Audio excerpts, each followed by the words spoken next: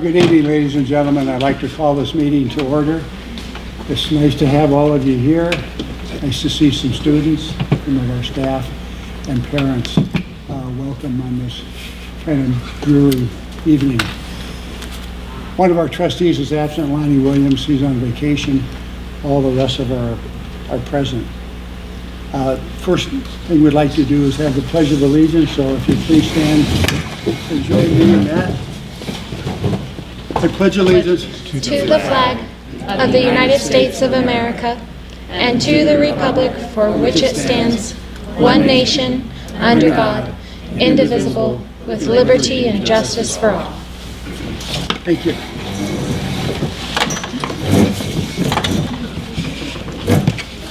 I'll entertain a motion to approve the agenda as presented.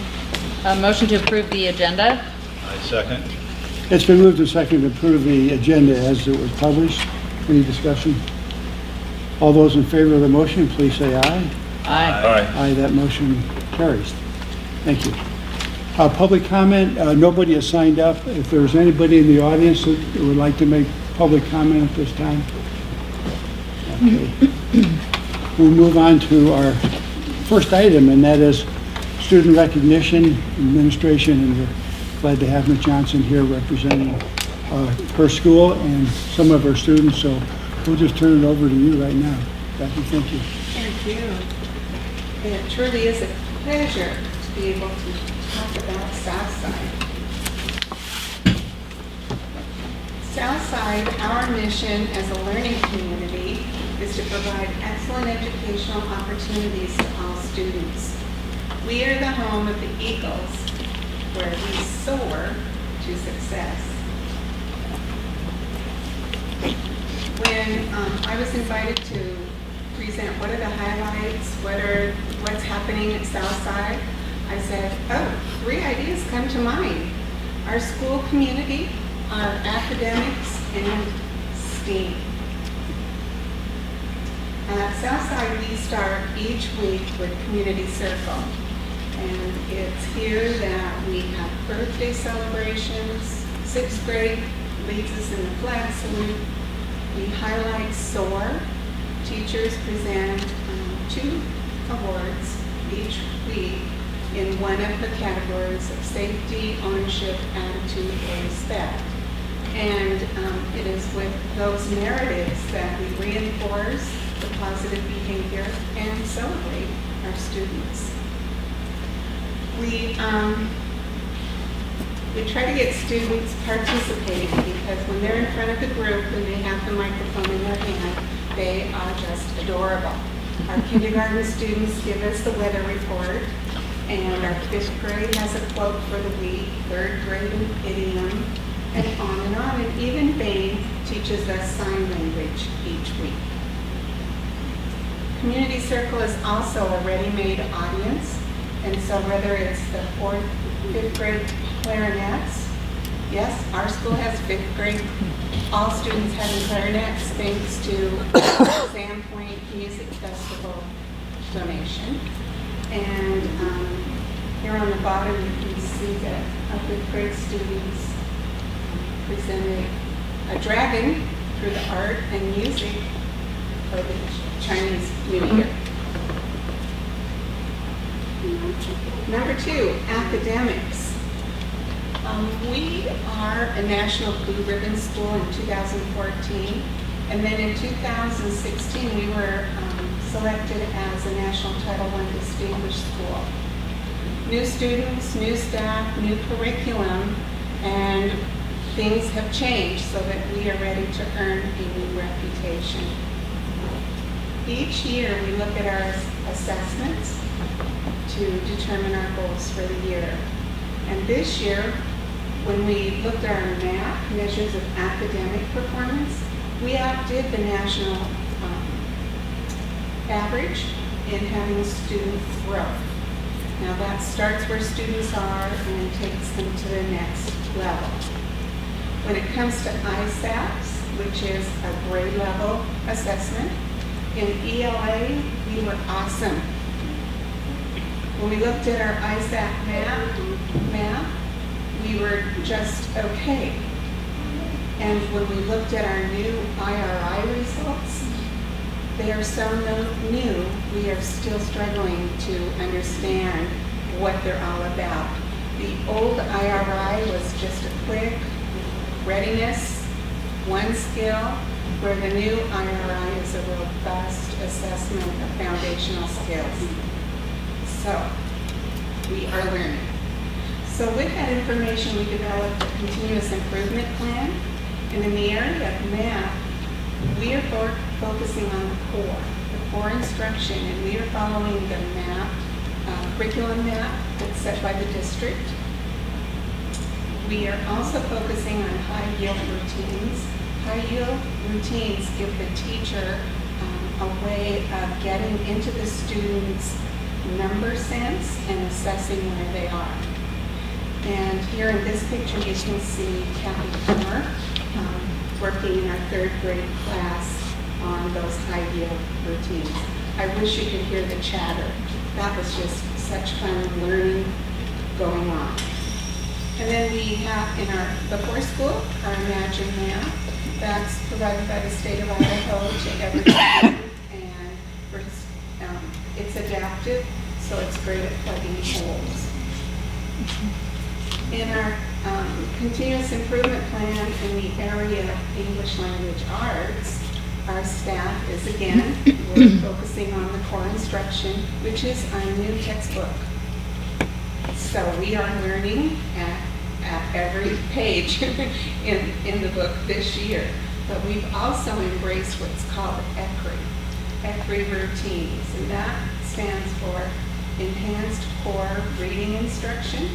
And in this picture, you can see our kindergarten teacher leading the students through those routines. Those routines are explicit instruction, and they give the students lots of opportunities to respond. This is a project with curriculum instruction in our title. And for interventions, we're focusing on iStation. iStation is the vendor that makes the test, so it makes sense to try their intervention as well. And that happens in our morning tutorial. Okay. We also downloaded this acronym, CLGYR, and for the life of me, I cannot put it to memory. It doesn't make sense. But what it stands for is Cultivating Leaders to Grow Young Readers. And our school is one of the few schools in the Panhandle participating in this partnership with the State Department, Special Education, Literacy, and RTI to look at our literacy program and move us forward. So they use these rubrics to score our program as well as our instruction. And in the area of program, we moved forward because of our new ELA adoption. And in the category of instruction, we moved forward on their rubrics in the area of classroom instruction. Number 3, STEAM. Oh gosh, and this is where I just get so excited I can hardly wait. Okay. But before I talk about STEAM, I'd like to mention how our STEAM program is heavily dependent on grants. We have many activities and resources that would not be possible without the grant support from PAVE, from Idaho STEM Action Center, from the Idaho Commission Foundation, the Library Commission, and many more. And I'd also like to reach out and honor Lynette Ray. Lynette is our pioneer in grant writing, and she just is awesome at finding those grants, reeling them in, and moving us forward on these projects. So thank you, Lynette. Okay, other way. We started 5 years ago, and 5 years ago, since then, we've grown in our understanding of STEAM, in the depth of our STEAM, and this year our focus has been more on the progressive curriculum. The backbone where we started was with our Thursday afternoon classes. Students select from a menu of classes, and then they go to the class 1 hour a week for 9 weeks. After their 9-week study, then we have our STEAM exhibitions. This is a picture of students who selected wild things, and this is all about natural habitat. This photo is about our 3D printing and robotics. This has been our most popular class. Going back to students selecting, it's all about voice. And then what is most popular helps us guide where are we headed next. We changed a music schedule. We share a music teacher with Sable, and this allowed us to have a STEAM music class. So this is our STEAM choir. We have new teachers, and new teachers brought new expertise. We have a new course in archaeology, and I have to giggle because the kids thought it was dinosaurs.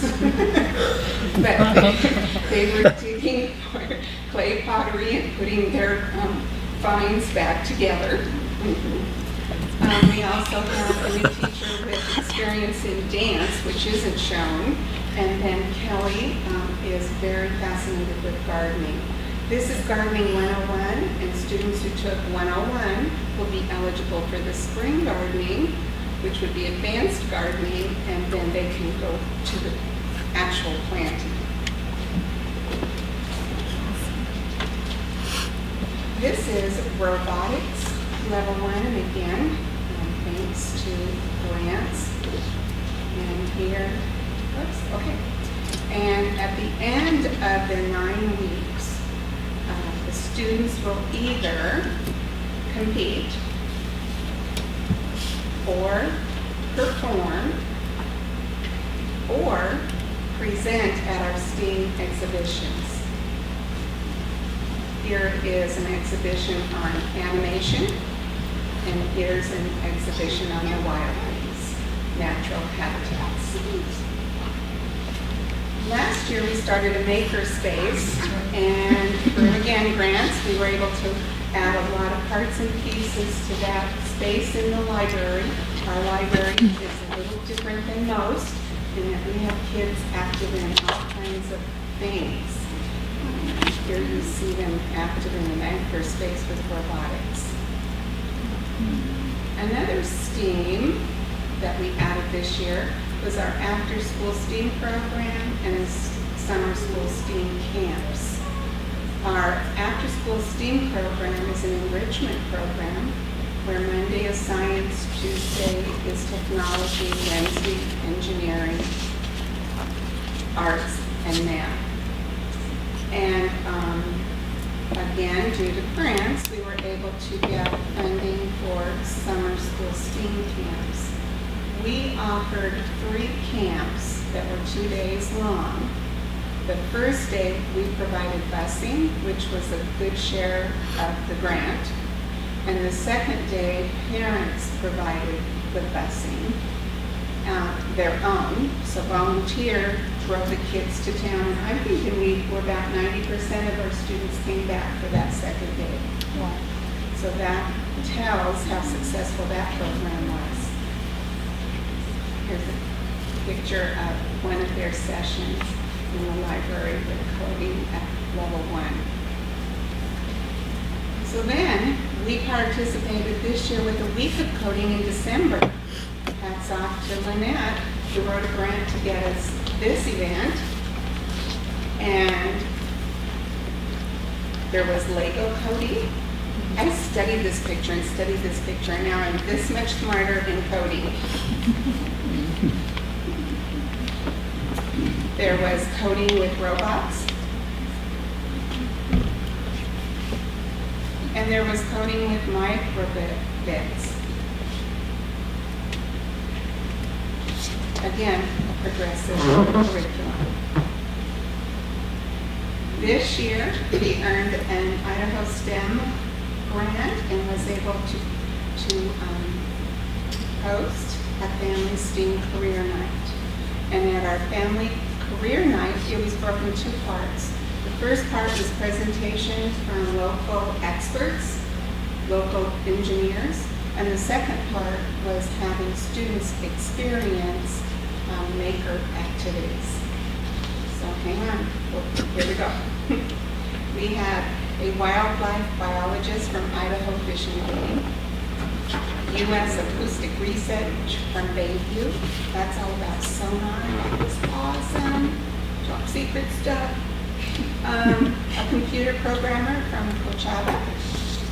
Aerospace engineer from Tamarack Aerospace Group. We had our local artist, Doris Judd, present. She painted our restroom access. I hope y'all take a look. They're just awesome. And a forester from the Idaho Forest Group. Part 2 was students participating in engineer maker activities. We had mechanical engineers, civil engineers, coding, design engineers. But our STEAM doesn't stop here. We have a dream. And our dream is, Miss Lynette and I went to Washington, and we saw the first in Washington, and we want to be the first in Idaho. And this would take our STEAM program to the next level, and it is for a STEAM Smart Lab. We have a goal of raising $140,000. Can you imagine? That is a goal. And yet we think we can make it. And this STEAM Smart Lab will be complete with curriculum, pilot curriculum, supplemental materials in a broad range of sciences, all about student choice, hands-on. They make the presentation and share it with the community and their family. We've seen it and we're excited. So anyway, we have a dream. Stopping at this point, do you have any questions? I had one question. The National Blue Ribbon school that you have, what's the criteria for that? That was academics. Academics? And what was the other, there was another award that you received? Yes, the National Title I. The Title I. School. They give 2 awards in each state. So we won one of Idaho's. Great. One is in academic achievement and the other is in closing the achievement gap. And we won our award in closing the achievement gap. Great. Oh, that's really good. Yeah. Didn't you win an award just recently, a STEAM award or some sort of science award? No? Kinda. I think that's what we're going to recognize. Are you talking about our Fab Slam Awards? Yeah, I think so, yeah. Yes. Okay. Yes. And I just, looking at the pictures, it looks like your Thursday classes are a mix of all ages at your school? Yes. That's Multi-age. fantastic. Yeah. Yeah. With a small school and Yeah. one classroom in each grade, this really opened the door for students to make connections with Right. different friends I love and that. interests. Is the new IRI that you mentioned there, is that just a testing system? I mean, is just, they take exams on that? Or? You'll hear 3 phrases in 3 different ways. IRI is the state of Idaho saying we want a reading indicator. What's a reading? Idaho Reading Indicator. And they contracted with a company called iStation. And iStation has a test called ISIP. That's our assessment, but we just shorten it and say it's the new IRI. Idaho Reading Indicator. Statewide. Statewide. Thank you. Thank you. Thank you. Well, thank you very Yeah. much. It was very It's a informative. pleasure. And And then I'd like to bring Lynette Leonard up, and she took 2 teams to Fab Slam, and our Fab Slam teams, help me if I got this right, we took 3 of the 4 prizes. Good. So come on up, Come on Fab up. Slam.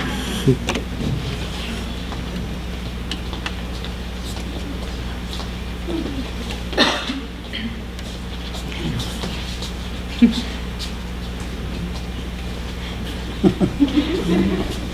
all right. They're a little nervous. It's all right. So, FabSun, just so you guys know, is a 3D printing design competition where they're given a challenge of a problem that they have to solve according to a theme. And so this year's theme was natural resources, and they had to come up with a product and then develop it and 3D print it and create a prototype, and they make web pages, and they do a presentation with a slideshow, and then we go and compete.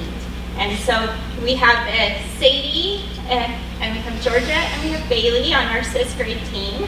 And then we have Rachel, and Sarah, and Josie on our 5th grade team. And they're going to go ahead and tell you about they're going to do a little presentation for you so you can hear what they created. So we'll start with the 6th grade. Hello. And the 5th grade will follow. Go ahead, Liz. Hello, we are the 6th grade Fab Slam girls. We are the Solar Stars, and our product is the FRSD, also known as the Fire Retardant Safety Drum. One of our iterations was to make the tank bigger and we printed it in all different sizes so that we can make it bigger. First, came up with the idea of a drone we decided on the idea of the drone because we heard that there were a lot of fires in California because of forest fires and stuff, and so we decided on that. So this is what you made, that's the drone? yes. Okay. And we had to print it in different pieces because it wouldn't print all in one. Right. Yeah. It wasn't big enough, and then we had to take the 3D printer and cut all the pieces. That's great. That's awesome. Good job. And our future iterations was we wanted to make the holes bigger and be able to actually test it. And when we get the funding, we want to continue this project and get bigger propellers so we can actually do it. So you think you'd be able to eventually actually fly it? We want to, yes. Get it? That's awesome. So what? It's to spread fire retardant? Yes. There's some sort of distribution out the 4 sides, or Yeah, there's a tank in the middle. yes. Yep. Here's the tank, and then there would be tubes connecting to the inside here. And that's And what it's we're kind of this sprayed way. out. Yeah. Cool. I like it. Great, Thank you. That's awesome. very nice. Hi, we are the LWC team, the 5th grade capsule team from Southside, and our product is the LWC, a land water cleaner that'll go around and collect trash on the roads and rivers and lakes. And we made it because there's a lot of trash that will go from roads to rivers to lakes and eventually meet up in the ocean and then kind of collect, and we would like to reduce or completely stop that from happening. We brainstormed about many different things, like kilt puller, horse smoke detector, and car accident cleaner upper, and land water cleaner.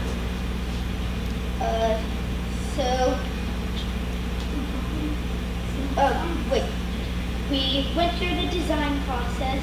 So first we brainstormed, then we made a cardboard replica of it, and then once we were done with that, we wanted to make sure we were all thinking of the same thing, so we drew it out. And then once we were done with that, we 3D printed it, but once we were done 3D printing it, we noticed we had to make iterations. Some of the iterations of our wheels are, our first design of our wheels were too small. Our second design of our wheels, they either got shifted or selected. And the iterations of our rover are, our first design of our rover was a tiny little box, and it wasn't the size we wanted. Our second design of our box was the size we wanted, but wasn't the design we wanted. Our third design was the design we wanted, wanted, but we had to fix the arms. Our final product is a more rover-looking shape, and it has arms that'll actually fit into the body, and it has a hole on top for the garbage to go in, and the floaties for it to be able to go in the water were we decided to attach. And on the bottom are the wheels, but they aren't the design that we originally thought they were going to be, and we still aren't sure if they would be the correct type of wheels for the terrain that we end up going on. Our future iterations are make arms movable, make wheels movable, add motor, add screen to make or filter water out of trash. What we learned is that 3D print and fabrication is difficult. We also learned to work under pressure with others. Thank you. That is our presentation for the Southside Hudson team. How very much. Oh, terrific. That's terrific, you guys. Good job. How long did it take you from the time you started the design until you have a finished product? We're kind of behind because when I kind of wanted to do Fab Slam, but the other team was too full, so we had to make a different team that took about 2 or 3 weeks. Well, congratulations. Good Yes, job. I tell you what, there's a lot of trash out there. We need things like that, so keep working on it, okay? And yes, I want to thank all of you for coming and giving us an education, so thank you so much, and of course, Good Ms. job. Johnson, too. Thank you very much. And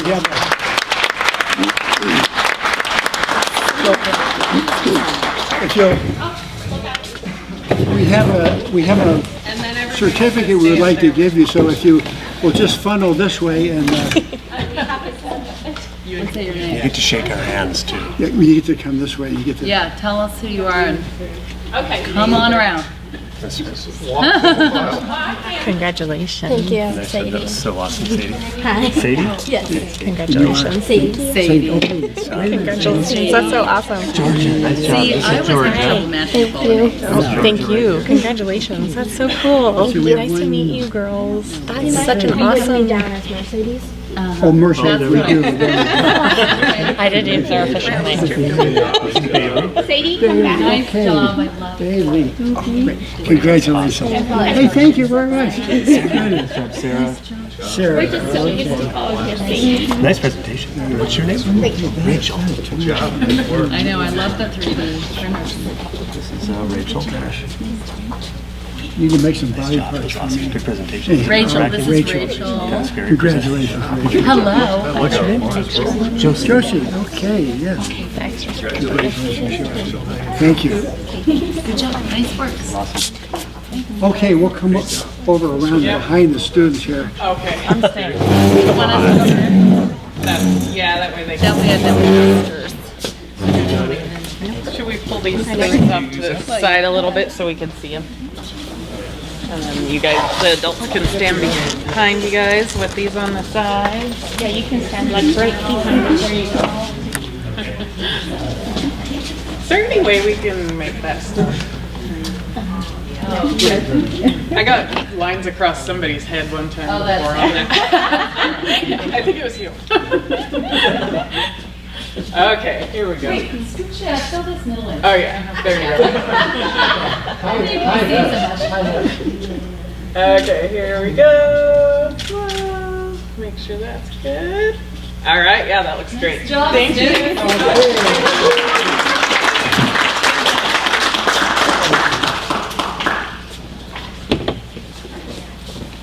Hey, give that to Jackie.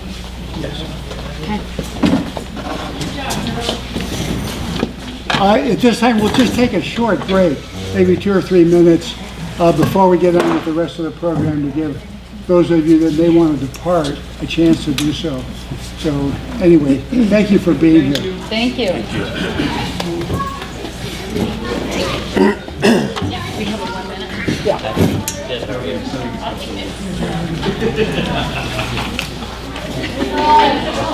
Oh, thank you. I tell you, this 3D printer, man, it blows my mind. I still don't know how it works. I don't know. But, you know, I mean, yeah, you got a computer and you hook it up, all of a sudden it makes stuff.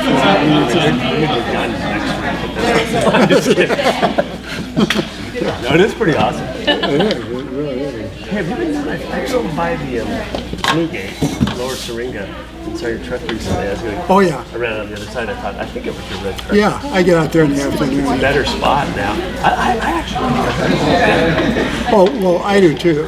It's the Bay Trail. It's easy for me to get there. But in the afternoon, I go there. Or in fact, the last 2 days I've gone up to Nickinick on that trail. Yeah, it's clear. The bottom is clear. It's a little muddy at the bottom, but yeah, it's good. It's getting a little bit of the waterfalls there. A few parts on the trail, have water on it, but it's going to be pretty good. I can't remember if you mentioned Trout Creek. Yeah. That's good. I did that this weekend and it was nice. Oh, was it? I knew it's all that. gone.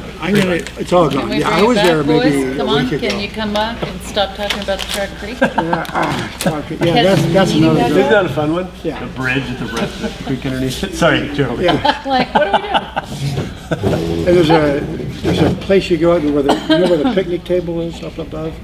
There's a No, the first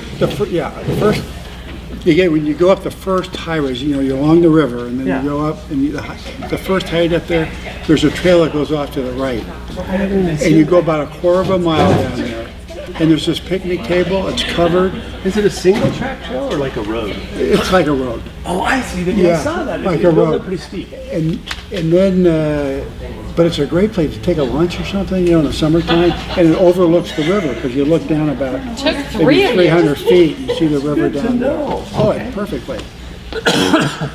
Nice job, you guys. That was great. Thank you. Okay, Is it it's time. ready to adjourn? Yep. I was talking about it. You too. Let's see, what do we have here? Now we're going on to the demographics. Yes. Okay. Okay, we'll reconvene at this time, and then next we have the demographic report, and it's, come on with us and introduce yourself. Welcome, You're Lauren. welcome. Welcome. I'm Lauren Woods. I'm with Davis Demographics.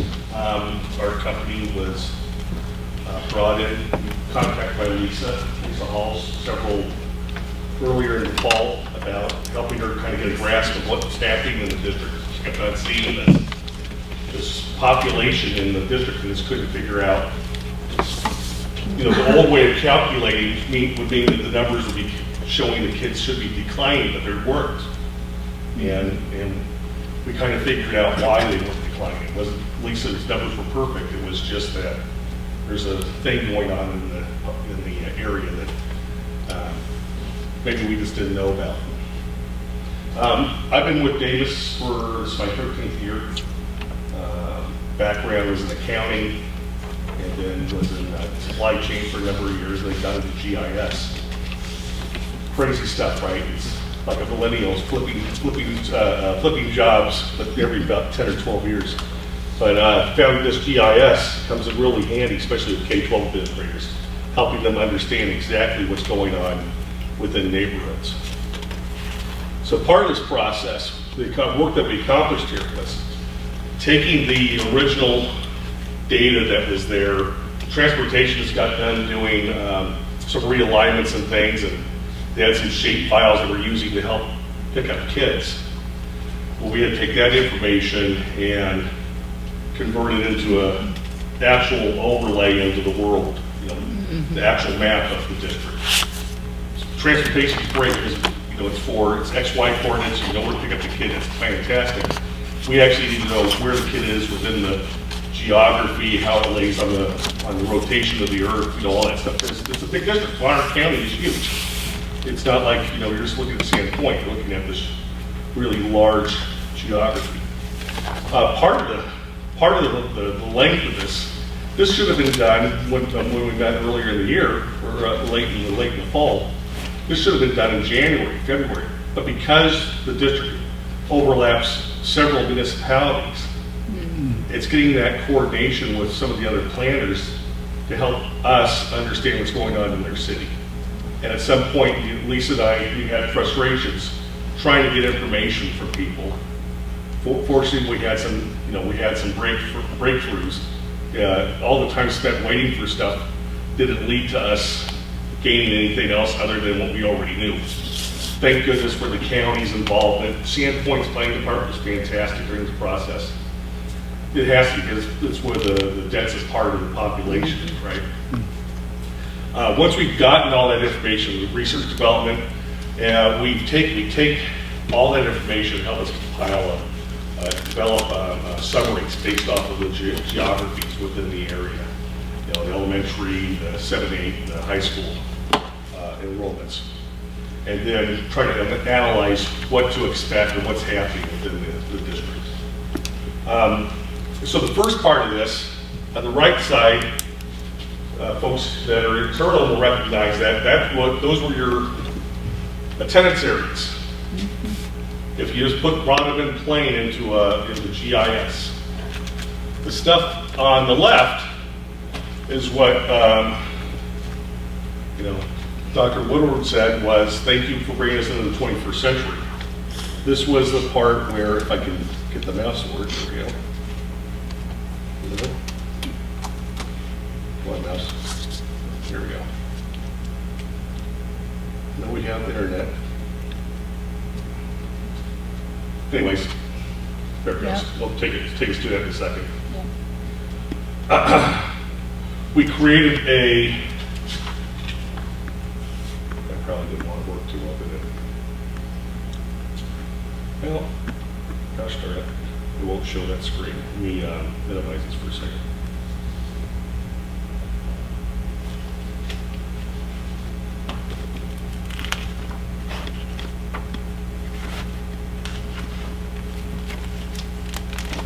I don't play well with Mac. I haven't seen an Apple computer since I helped put them together when I was in middle school. Remember the Apple IIe's were, some of us are old enough to remember the Apple IIe's were given away as in grants. Anyway, for some reason I can't get this back to the screen. Can someone help me here with this machine?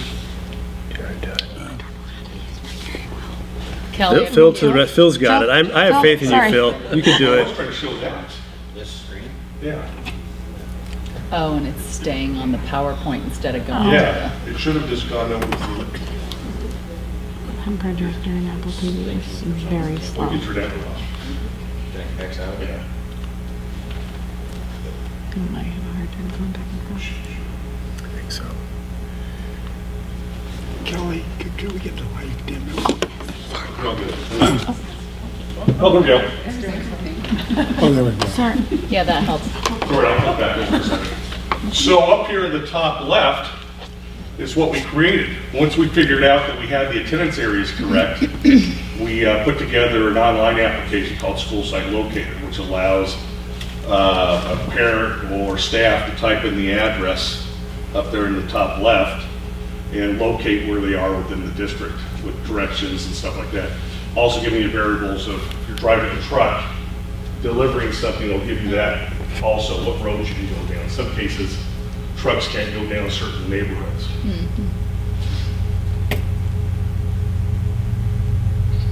Oh, pretty good.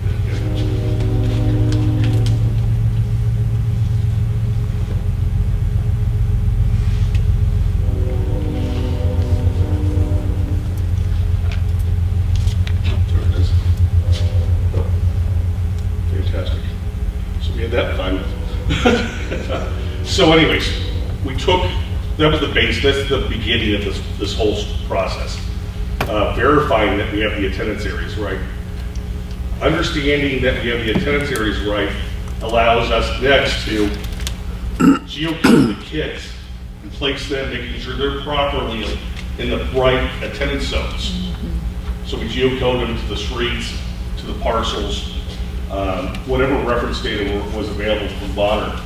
Again, Bonner was really helpful with the data when it came to this. Here's a map of the student population in the last 4 years.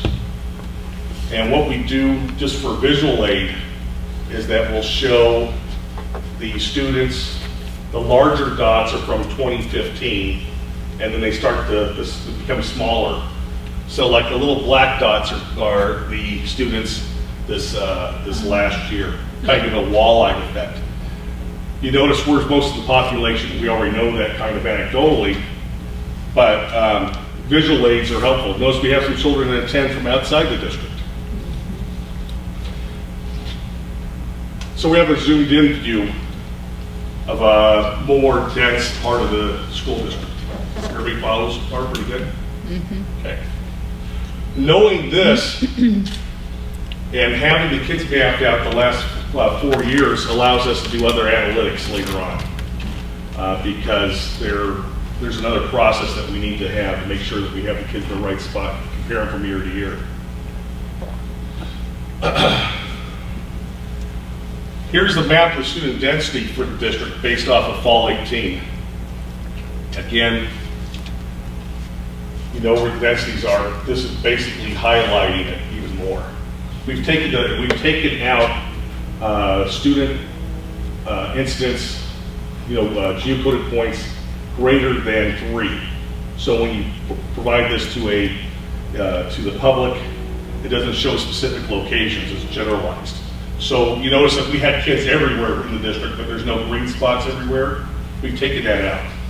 We just want to see the density.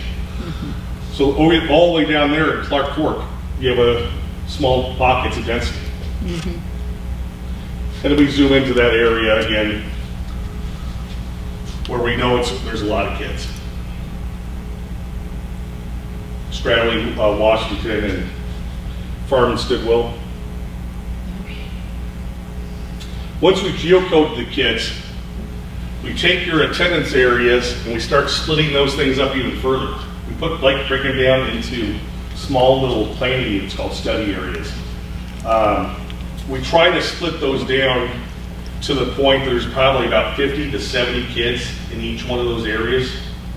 The idea for us is, one, it helps us see density even further. But the other part is later on, if there was ever a need, say for instance, along some shared boundary lines, hey folks, we may have a problem with overflow or too many kids in one zone and not enough in the other, you're not impacting as many children if you move one polygon over to the next area. Less impact. We're always thinking about long term. It may not be necessary, but we put the work in advance so it doesn't have to be revisited. Right? Get the work done while we're here. So these are all the study areas in the district. I'm going to zoom into an area because I'll go back to this because it's the most populated, right? Here's the shared boundary line between Washington and Farm and Stidwell. So you notice we basically broke those little study areas up by the blocks. And each one has a number to it. The number is a unique ID number. So each planning area has its own unique ID number. So we know we're not duplicating or we're not messing up on the numbers. Each one of these study areas has its own summary of information. So for instance, this one right here is study area 294, that bigger block. As we look at it, here's this year's snapshot of data within that neighborhood. What do we see in that neighborhood?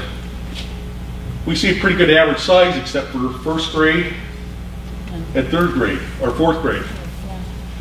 And we see how it matriculates through, how that bubble.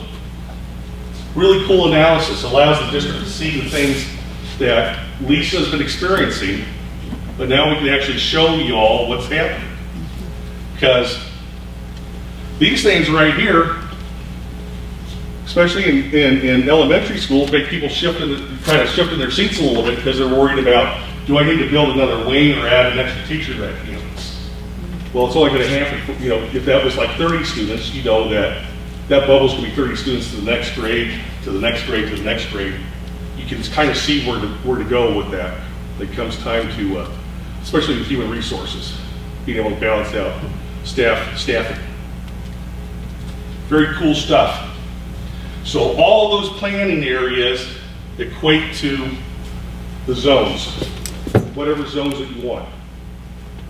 We even went into detail enough that the parcel, thank goodness for Bonner County, the parcel data identified the cities. So we could, in theory, look at summaries based out in the cities if we wanted to. Just like you see in the reports, the zones, we can look at it at the city level if we wanted to. So for each one of these zones, you'll see in your report, you'll see it broken down. We've in this example, we have it by the grade configuration for the campus, but also how many 7th and 8th graders are there, how many high school students. Why not? Why not know what that is? These are the students that live in the zone. That number, 540, that's how many kids lived in the zone this year at the snapshot. It may not match up with how many you had enrolled there, as you'll see in your report. There's a matrices that talks about that because of programs and things like that. So when we get all that data together, now we go, Lauren, how do we get to those? How do we create those summaries? Well, we have 3 things that we have to apply, 3 factors. In your district, there's 3 factors. How do we predict kindergarten students? Well, we talk to Idaho Department of Health and Statistics and get the planning, the recorded births over the last 7 to 8 years. That helps us kind of see what's been happening in the area. Mobility factors. The word mobility in our terminology is a cohort analysis. Cohort analysis, at least it does with tables. Our mobility factors is similar to that, except that we're doing it spatially. We're looking at each one of these zones, comparing kindergarten to 1st grade, based on the resident student population. Births help us understand how many kindergartners we can expect, or what the flow is, or what's been happening. Mobility factors allow us to understand how the population, this year's base population, will matriculate through and affect the next 10 years. Student yields. Student yields are the factor that you apply to planned housing. So in the report and in the PowerPoint, you're going to see the planned housing listing. We apply the student yields specific to the area that may have those type of housing units going on. In your report, it's all about single-family detached, SFDs. That's what that is. That's what you wanted to know. That's the one I couldn't figure out. Single family detached. Single family detached houses, that's what's going on here. It can be high-end stuff, it can be cabins out in the county section, it can be modular homes that are out in Northside. But that's how we're calculating, because we were able to ID it again, thank goodness for Bonner County, we were able to ID it properly in the parcel file. You apply the student generation rates, student yields to the planned housing when they're phasing in to help us understand how many student counts are going to have. Pretty good stuff, right? Simple math, no algebra was involved, we're the kids. Simple math, division, multiplication, X was not found. Look at all the teachers that like this. Okay. In the report summary, I've also mentioned this. One thing we wanted, one thing that's interesting is we work in other districts here in the state. Your birth rates, we went ahead and addressed because of sampling. If you were to work with statistics sampling, you have small samples, it doesn't do you any good.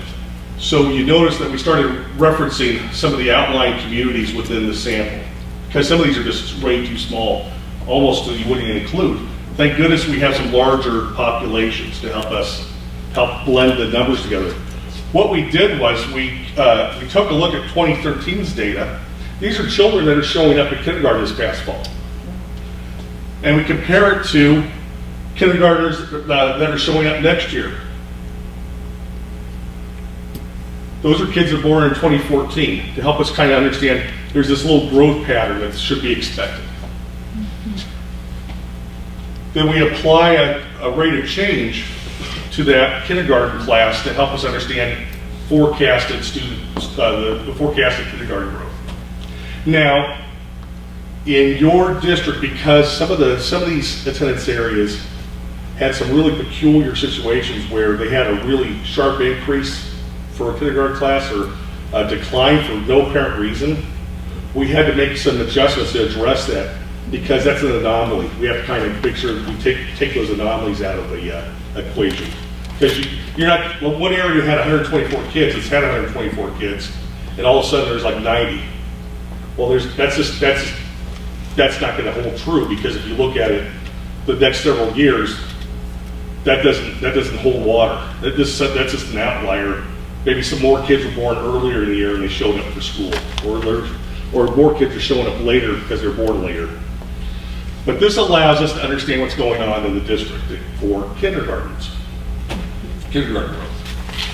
Now, in most of these cases, if you see these red numbers, we don't have the numbers for 2018 yet. They didn't have them posted when we started doing the work.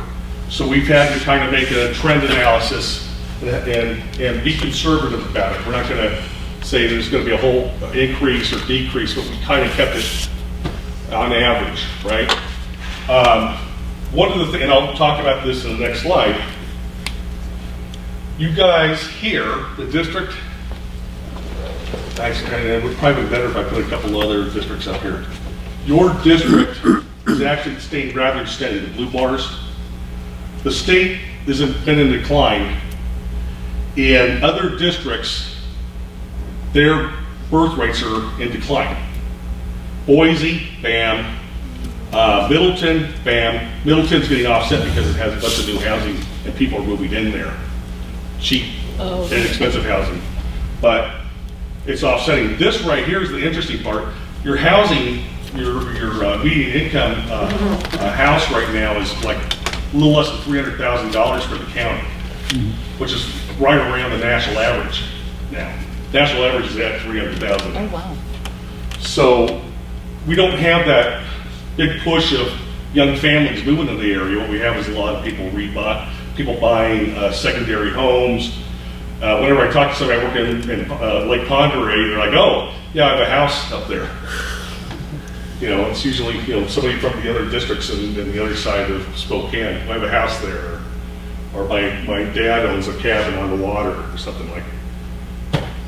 Anyway, so your population is kind of bucking the system nationally. So the national birth rates are declining. Everybody knows that, right? You hear about it in the paper. CDC's been reporting it for 3 years now.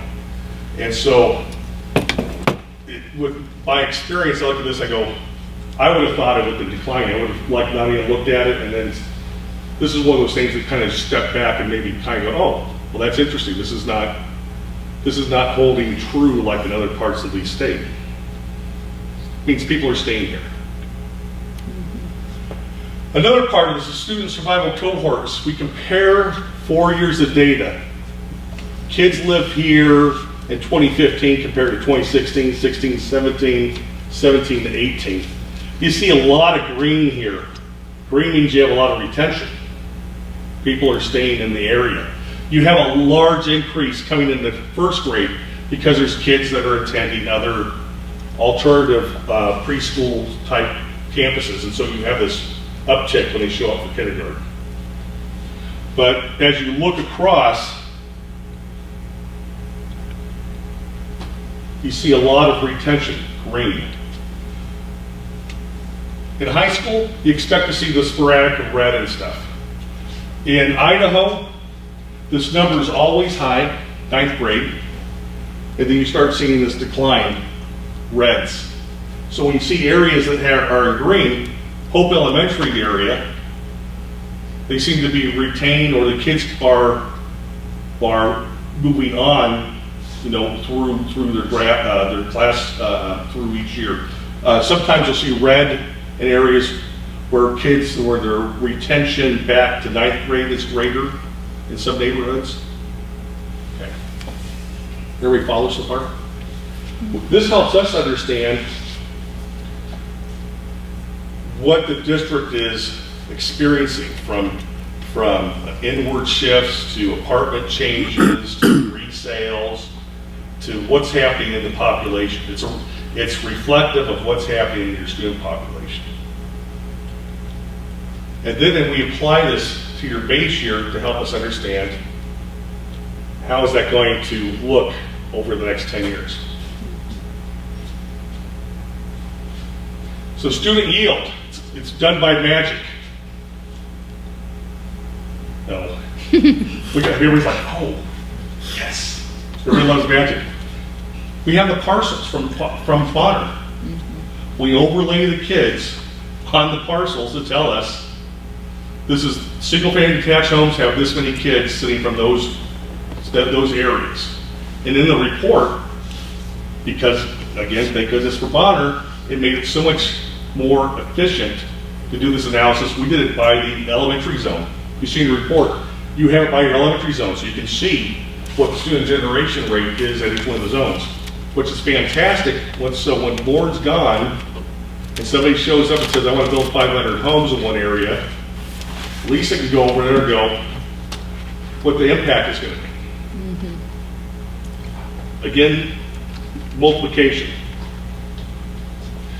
So your study totals are this. So they're in the total number of units that we were looking at in the county, there was 16,000 that identified as single-family detached. Now, the disappointing thing is, of that, there were only 2,659 kids that actually overlaid or within reference, within the spatial location of those units, which gave us about for every 100 homes, 16 students. Which kind of makes sense. Being here a couple times, reading about the economic environment, talking to the city planner who refers to it as the silver tsunami occurring, that makes sense to me. That's one of those things where I pick up the phone and I'm like, oh my gosh, and then I ended up talking to the planner over at the city, and he's like, yeah, that's what we're running into. Some of the areas with the higher student generation, where is it? Right where we have that large pocket of student population.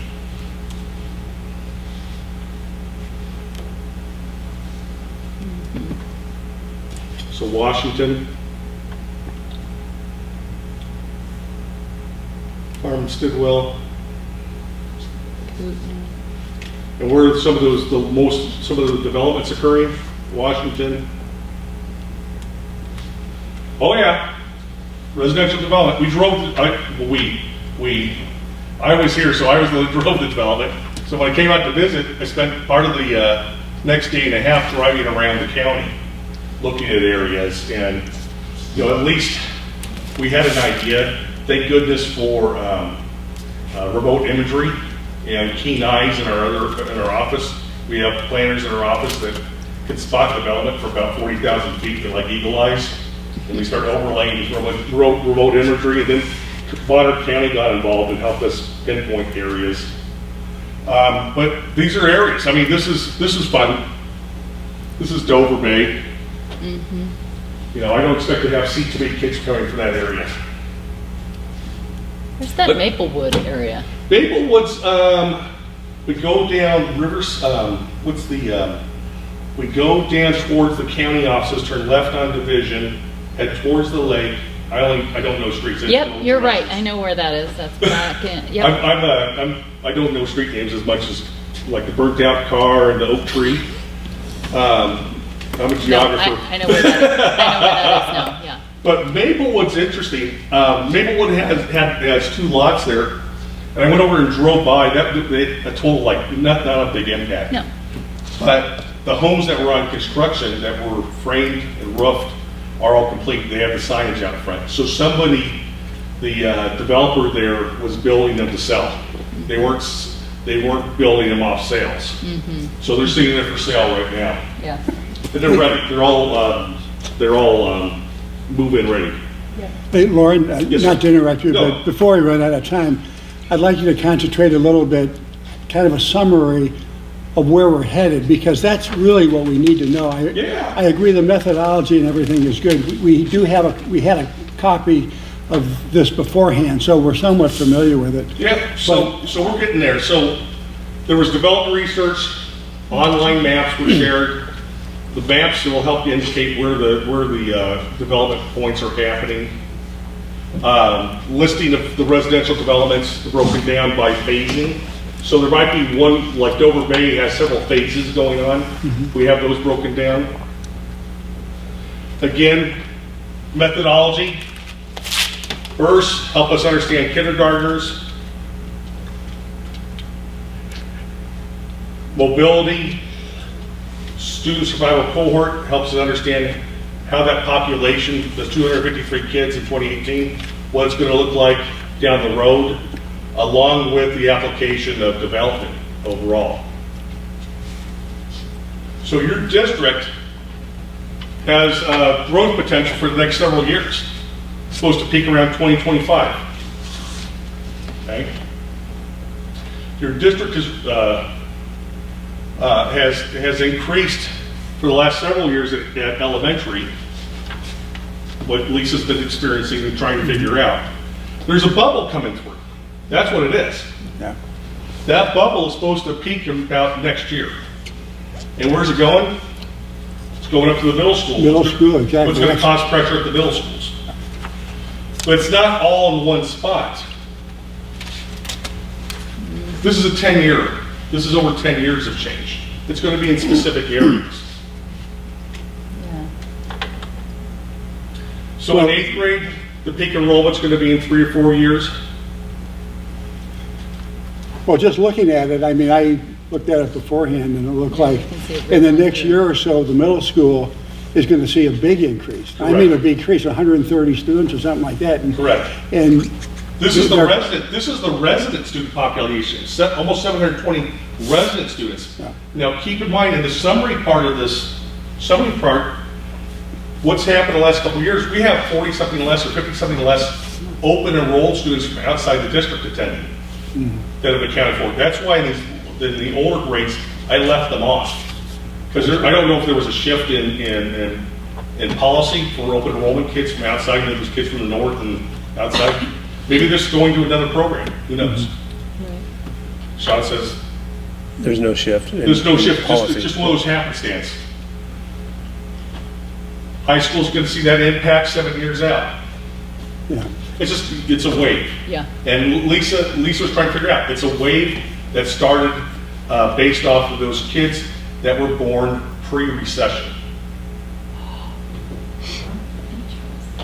So the growth in the area, you'll see some of these large polygons. Don't look at these as much as look at the areas around the north side of the North Shore.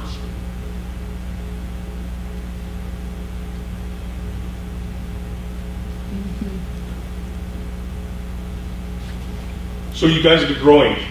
We already know that. Right. The growth's been happening because of the bubble. We have, district, we talked about earlier, district has a high survival cohort.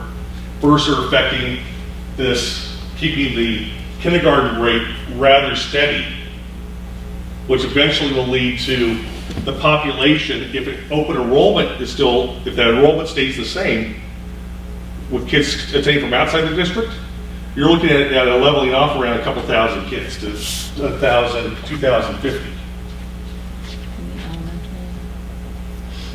And then, like you've already read, you already saw it. Middle school's going to get that impact. Yeah. And where's it going to be? It's not going to be in the rural side. It's going to be in the interior. It's going to be in the city. Right. The same thing with the high school population. I mean, the high school's the one that's. I think the high school's the one that's going to be hitting a capacity issue on site at 2025. Yeah. Like 300 seats, I think it was. It's going to need about 300 seats. Yeah, I agree. It's gonna hit the middle school But- sooner, and that's what we're worried about is capacity. Absolutely. So at least you have some visual, we can get down to the neighborhood level to understand what blocks of study areas, where's this affecting? Do we need to talk about maybe some portables on site for a couple of years? Maybe not get into one of those big contracts like they do in California where they're portables for life. Yeah. But talking about a 5-year thing and then have another contract where you rotate to the high school 3 years later in advance. Because you can plan on it, so you can see it happening. Worst case scenario, there's an adjustment in the real estate market. Things downturn, and then the population goes static. Is that the worst case scenario? I don't know. At least we have an idea of what's about to happen against the silver tsunami of standpoint. Yes, So Lisa and I are going to filter this through our Citizens Facility Advisory Committee as well, since they'll be making some recommendations as far as priorities and planning for the next 10, 15 years. So we wanted you to see it first, well, of course. it's really impressive the amount of work in the program we have here. Yeah, Very impressive. I think you apologize. We wanted to have this back in January, February. Yeah. We were all set. We had a lot of the information in place. It was some of the municipalities weren't playing well, and then when they would tell me something, it didn't add up. Yeah, yeah. Is it the fantastic. kind of thing that this report can get shared with those municipalities? I mean, I'm certain now that all this work's been done, Yeah, they're already asking for it. I was gonna say, Yeah, our friends at Such Sandpoint details. are all ready for it. Yeah. yeah, it makes sense for all of those. It's up Cities to have. it's up to you all to with the GIS part of it. I think Right. the county has the current GIS. I went ahead and shared them just the attendance zones because they didn't have the current attendance zones. But that's the only thing that's been shared. Student files aren't going to be shared. No, It's just raw numbers can be shared, yeah. Excel tables and things like that. They don't have the functionality to use we have a desktop, the software on top of ArcGIS school site is Davis Demographics, licensed software. And I don't think any of the cities or county have that license. Yeah. So they don't need it No. usually. They wouldn't. Thank you. You're welcome. Any questions? Thanks, Lauren. Boy, I tell you, terrific. It's a- It's just amazing what we. Immense amount of information, yeah. I know. It's so helpful. And you knew what SFDs were now. Now I know, single family detached. I was not even close on that. Always learning, everybody. Get that. Yes. Every day. Learning every day. Just let me say, Commissioner, any questions, Mr. Wood? Yes, sir. Have you taken into account any economic data? We're not economics forecast people. We take into account what's happening within the actual student population. I mean, our district's been dramatically affected by economics within our district. You know, we're like an incubator community. You know, businesses come here, they grow, and then they leave. So when I was talking about the student population, those effects have already happened within your student population. That's why it's really nice to be able to look at what's happening in each one of these attendance areas. So if we wanted to, we could go back and look at historically what year 15 was and see if that bubble was still there or if it's just suddenly happened. Because that helps us see if there were shifts within that segment. I'll give you just a quick story. Mission, Texas, Sherryland ISD, this situation came up. Somebody came up, trustee asked, if you checked on economic indicators, and I go, well, kind of. Mobility statistics. Well, how does that tell me anything? I go, well, it tells me that Sherry Elementary School District, the oldest school district in the Rio Grande Valley, is declining. It's going to keep on declining because this and this. He goes, well, how do you know that? I turned on the kids in that area. I went ahead and this was a work session. Turned on the kids in the area and turned them on in 2013. There they were. 2014, less. 2015, less. 2016, almost none. He goes, well, what happened? What happened? They opened up a senior citizen resort across the street, which bought out all the resident apartments and slowly changed them over by quadrant and moved the families out by quadrant. So it was like this, it helped, so those type of things, those spatial things help us see what's going on within the community. Because it helps us see those outliers and go, why did that occur? Now we can focus in on that area if we had to. Okay, well, listen, I certainly appreciate you Yeah. coming here, giving us that talk. Yeah, And very interesting. Thank you very You're much. welcome. Thanks, Lord.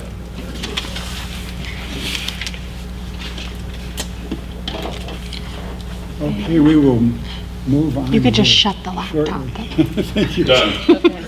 Thank you. Thanks, Welcome. Lauren. Take care. Have a good one. Thank you. Thank you. Take care. Good question. Okay, And- next. And by the way, always the same question. It's a common thing. We're ready for a financial update. We've been waiting. What's that? Oh, that'd be great. Thank you. Good evening. Good evening. I have just two things to report, and they're both related to the state of Idaho's legislature. Fair amount in the last 2 weeks since I reported out to you has happened, and they're directly related to two different bills. The first is House Bill 293 that I talked about 2 weeks ago that is co-sponsored by our Senator Jim Woodward, and it is on the governor's desk now to be signed. And basically, in Senator Woodward's terms, it's a definitions bill. That means that in what was debated throughout the session on a proposed change to the K-12 funding formula, where they would have a base amount for a student and then they would weight different types of students. This bill defines those different types of students, one, and then it adds several one-time requirements. Specifically, on October 1st of 2019 and December of 2019, all school districts in Idaho are going to have to report their enrollment numbers on these different categories of weighted students. Two, and then three, it also requires that school districts report back to the state in a way they've never done before next December, how the appropriation for this year and all the different line items, and there are like 29 of them, how you're specifically spending those dollars. The legislation has a lot of errors, and our senator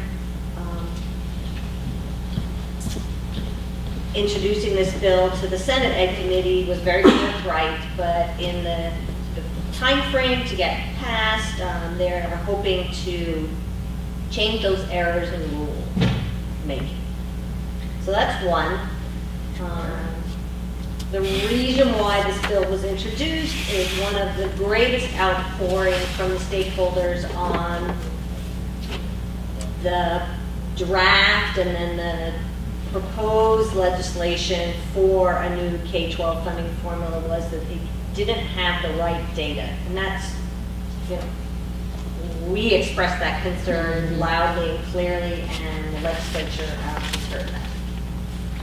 And then the second bill, I also discussed 2 weeks ago, and its Senate bill was Senate Bill 1061. And the portion that I shared with you is that originally Senator Thane, who sits on Senate Ed, proposed changing the duration of supplemental maintenance and operation supplemental levies for school districts, which currently is 1 to 2 years, or if you have a supplemental levy for 7 consecutive years that represents 20% or more of your general fund revenue, you could ask for a permanent levy. That's current law. And the change was to increase it to 3 to 10 years option, eliminate the permanent levy option except for those that would be grandfathered as of July 1st, 2019, and eliminate the 20% revenue bar. And when that went through the House floor last week ago Monday, an amendment, and it passed 100%. An amendment was introduced that was brought to my attention last Tuesday when it was posted, and I contacted our Senator Woodward and the Idaho School Boards Association and asked, had you seen this amendment? And really the fallout would have been, I honestly don't think the House members understood what they were voting on. And sort of as the days last week clicked by and having discussions with various senators, the chair of Senate Ed pulled the bill back.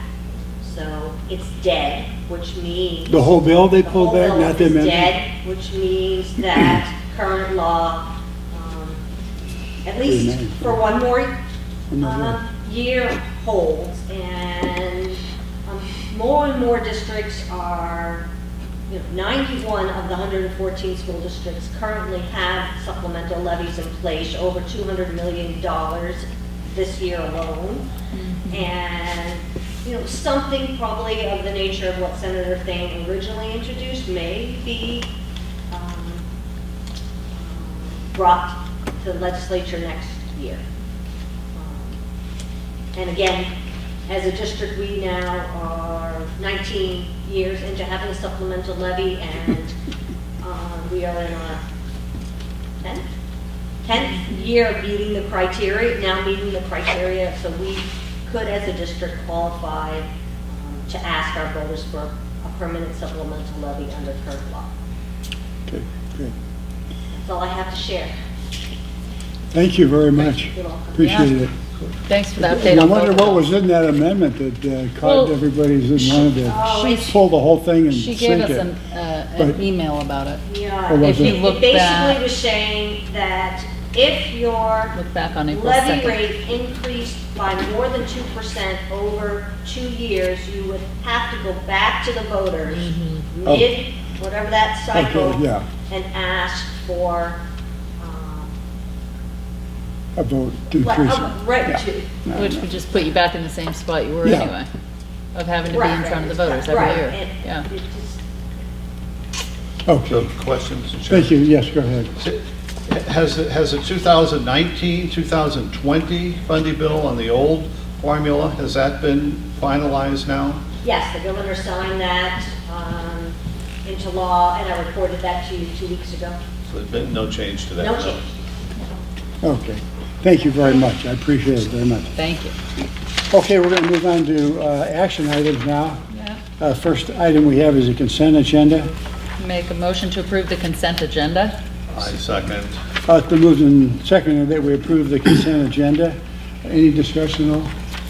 All those in favor, please say aye. Aye. Aye. That motion is adopted. Thank you. The next item we have is request permission to sell white pine timber from district property. And Matt Deal, yes, Hi. please take the floor. Yes, we Hi, Matt. have a pile of logs ready to be hauled as soon as the mills will accept them. And I'm seeking permission to sell the timber to a lumber mill. Okay, thank you.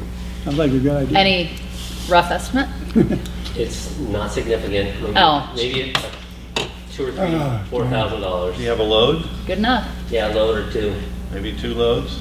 Good. It's worth about $420 a thousand.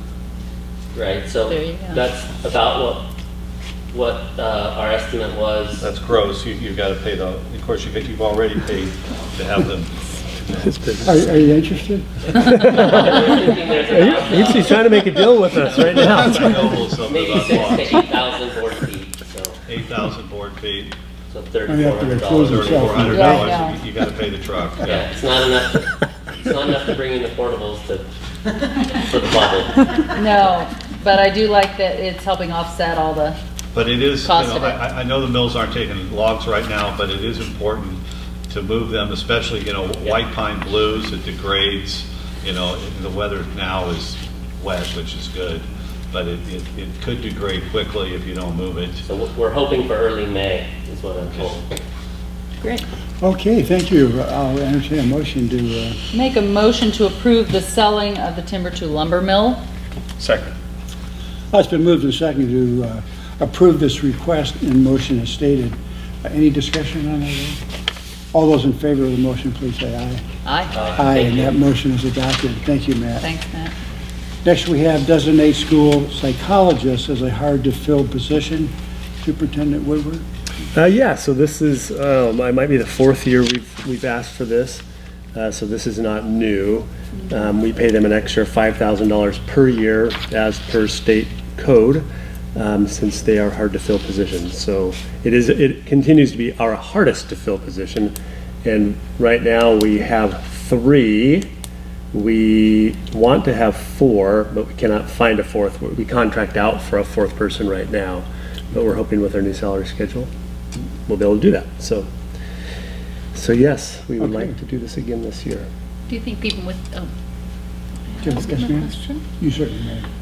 With the new salary schedule, will that impact some of these hard-to-fill positions? We hope that maybe so. we won't need to designate them as hard-to-fill? I think we still probably will, because At least on this one. because the pools to begin with are so small, It's and then such a other districts are specialized area. designating them hard to fill, and they're paying this. Uh-huh. So, Yes.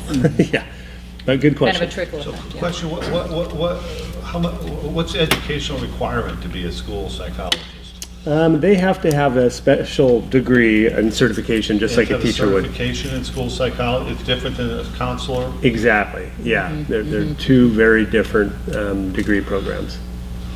Okay, thank you. I'll entertain a motion. I'll make a motion to approve the designation of school psychologist as hard-to-fill position in Lake Pondere School District. A second. It's been moved and seconded that we designate, or we approve the motion to designate school psychologist as a hard-to-fill position. Any discussion on that motion? All those in favor, please say aye. Aye. Aye, that motion is adopted. Thank you. And next we have Lake Pondere School District 2019-2020 calendar and that is Superintendent Woodward. Yeah, and just very minor changes. One is we used to have 2 professional development days in October, and we are moving one of them to the beginning of, or prior to school starting. So we'll have one in August and one in October now. The August one, we felt that it would be a good thing to have for curriculum adoptions, training, et cetera, et cetera, et cetera. So that's one move. And the second move is just a small change with our parent-teacher conferences. So at the elementary level, rather than a full day where teachers have the whole day to meet with families, they will have 2 what we call minimum days. So they will work, basically, these kids will come to school up until around noon or so. Then they'll be released where conferences will take place in the afternoon. And then teachers will be required to also do evening conferences as in the past. So that is the change there.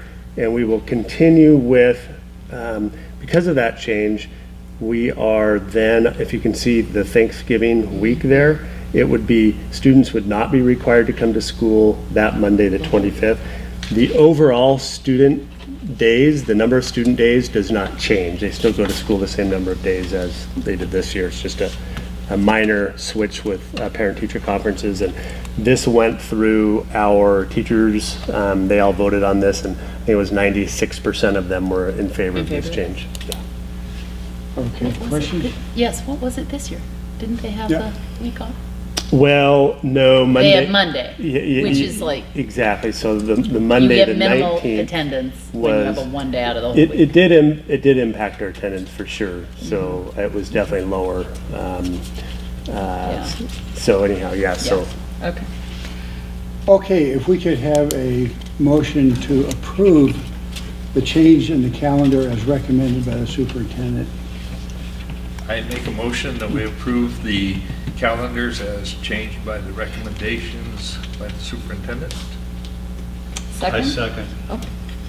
It's been moved and seconded that we approve the recommendation as stated in the motion. Any discussion on that? All those in favor, please say aye. Aye. Aye, that motion is adopted. Thank you. That concludes our regular business. We're down to announcements. You may be Superintendent? relieved, we've only had a couple of school days since our last meeting, so I do not have an announcement. Let's see. Let's see, Tom. Different do you shaking have- there. Just a few things. We, thanks to the collective group at Sandpoint High School, maintenance staff and everything, we made it through the SAT day today. Oh, So yeah. today was the statewide SAT day. So all juniors paid by the state took the SAT.